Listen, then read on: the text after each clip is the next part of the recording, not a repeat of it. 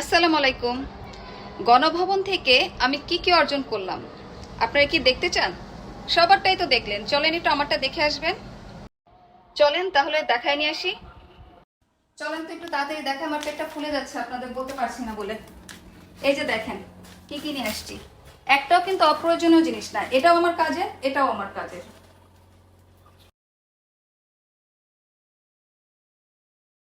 আরেকটা ইম্পর্টেন্ট জিনিস আছে, আপনাদের দেখাই নিয়ে আসি। এই যে দেখেন, এটা খুবই কাজের জিনিস, ঠিক আছে?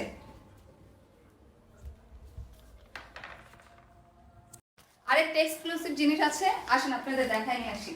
এই জিনিসটার জন্য সবাই যুদ্ধ করেছে, আমি অনেক যুদ্ধ করে তারপরে নিয়ে এসেছি। দেখেন, এই দেখেন, এই সেই শাড়ি, ঠিক আছে, যেটার জন্য সবাই যুদ্ধ করেছে।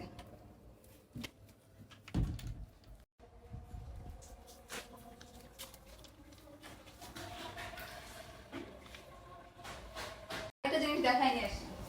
এটার জন্য তো আমি টানাটানি করেছি যে এটা আমারই লাগবে।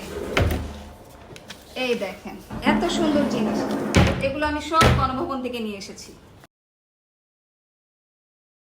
আমি যা যা এনেছি দেখেন, সবকিছু আমার কাজে, সবকিছু আমি ব্যবহার করতে পারবো। এই দেখেন, আসেন আজকে আপনাদের দেখাই আমি কি এনেছি।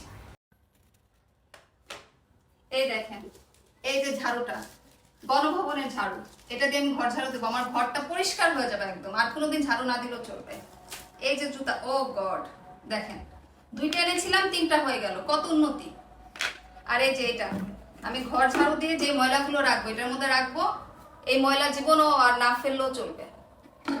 আর এই যে বেশি, এটা আমার মেয়ের জন্য, কারোর জন্য কিছু না আনছি, কিন্তু আমার মেয়ের জন্য কিন্তু আমি নিয়ে আসছি। এটাতে আমার মেয়েকে বসায় পটি করাবো।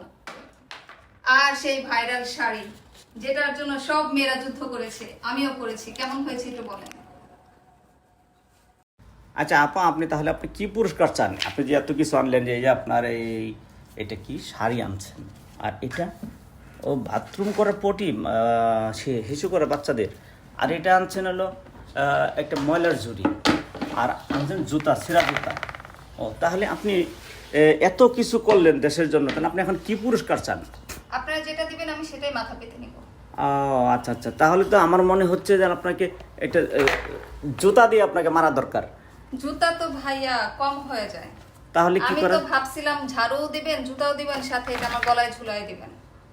আসলে আমি কি বলবো, আমি খুবই লজ্জিত।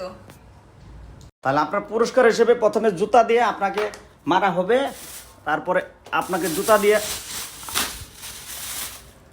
আপনাকে জুতা জুতা না মারলে আর এটা দিয়ে আপনাকে মারতে হবে। আপনি কি কাজ করছেন? আপনি কি আরো পুরস্কার চান?